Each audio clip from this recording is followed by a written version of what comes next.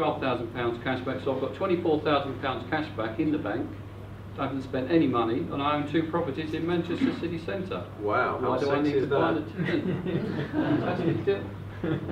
The problem is that I've been served a lemon, and I don't know what to do with it. When did you realise that? Well, when I started to have to take my wallet out of my pocket every month and contribute to the mortgage payments, because the rental income wasn't enough.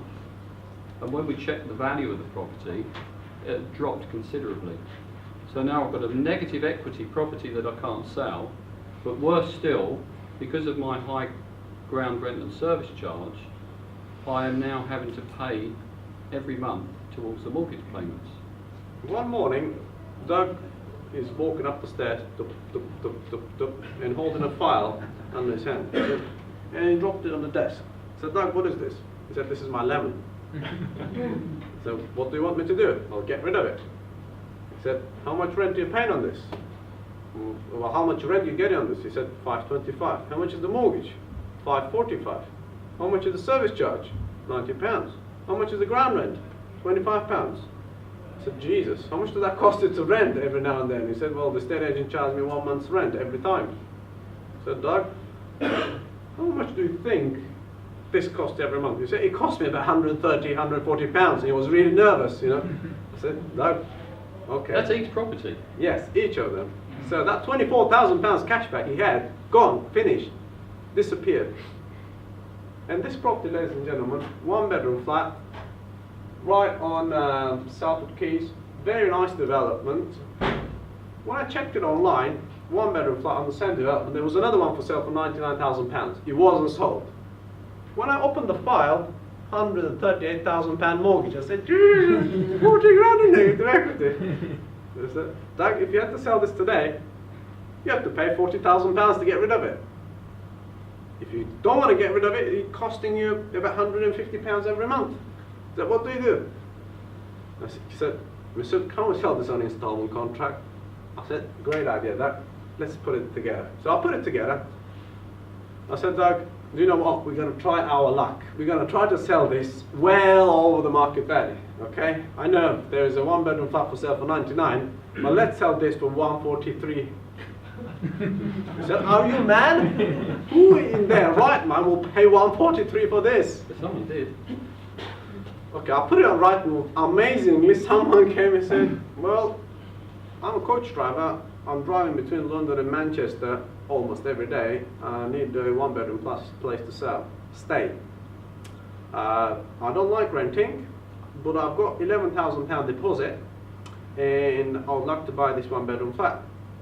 I said, John, okay, but we're asking for only 5. He said, yes, I want to pay you only 5. I want to keep the other £6,000 for other business. I said, okay, well, can you do more? He said, no, I just want to pay you £5,000. And I'm going to do another business with the money. I didn't ask him any more. And I didn't want him to pay more deposit. Right, he moved on with £5,000 deposit. Remember, he bought the house. He's not renting the house. Because he bought it, exchange, installment payments, delay completion. Okay? He bought the house. Now he is paying the service charge. He's paying the ground rent. He's doing the maintenance. We don't have to pay estate agents anymore. Thank God. Right, a property that was about £150 in negative cash flow, now all of a sudden it's £260 in positive cash flow. Okay? So he's paying £805 a month, plus the service charge, plus the ground rent, because it's his property. Okay? Now, we got rid of this nice lemon, £5,000 we got, and £15,000 cash flow. Total £20,000 profit from a severely negative equity property. £40,000 potential loss turned into £20,000 profit. Plus 40. So actually we made 60 grand on this property, if you think about it. So you didn't have to pay any money to get rid of it, and you made £20,000.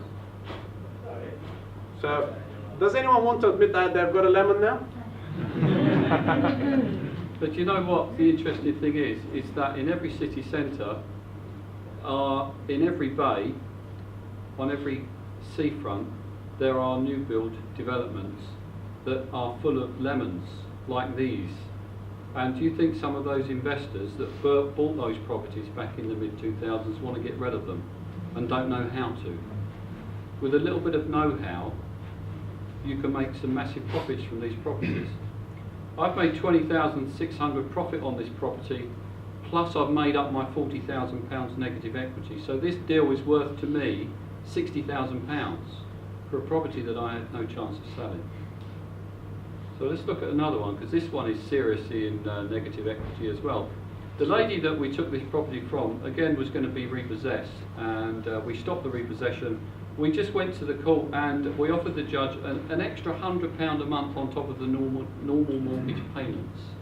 He accepted that, so we agreed with this lady that we'd look after the property for her, and at the time she's £65,000 in negative equity. This property is opposite City Airport in London, E16 or something. E16, yeah. E16, which is just opposite City Airport in London. So it's quite a desirable area. Unfortunately, on this property, the mortgage interest rate was very, very low. So we knew, although there's negative equity, we could make some real money on this because our monthly outgoings were quite small. So again, Mesud went off and found us a buyer.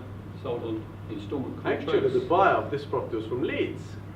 So she got a job in central London and she was moving from Leeds to London, and she had a little bit of savings, and obviously she saw our property on Rightmove and said, well, I didn't know that I can buy a house with a little bit deposit and no mortgage in London.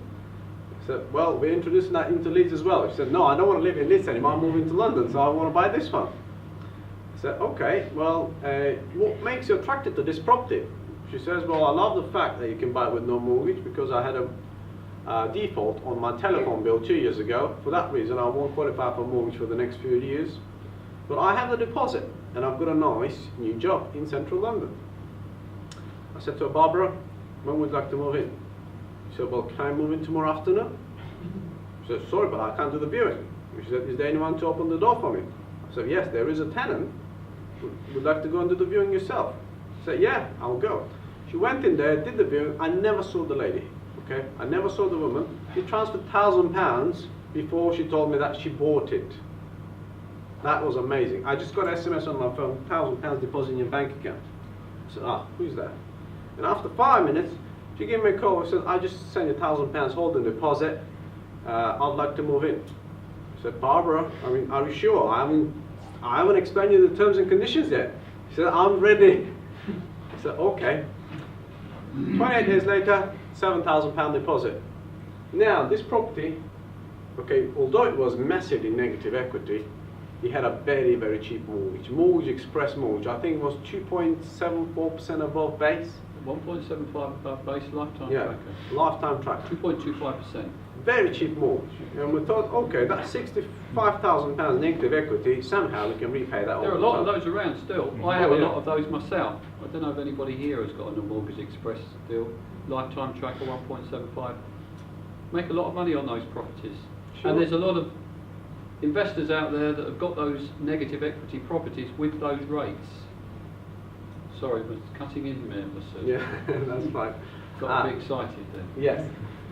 £7,000, she moved in, she pays £1,113 a month. That gives us £551 net cash flow after even we do the extra £100 we pay the bank every month.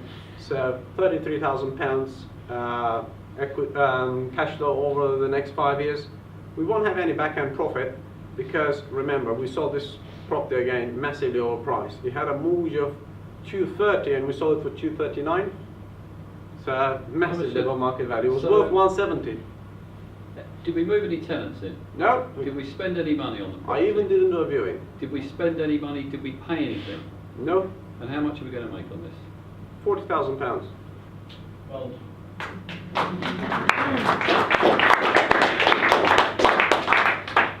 so that's a bit about lemons and babysits. We're going to show you The real deal. A real deal. A purchase.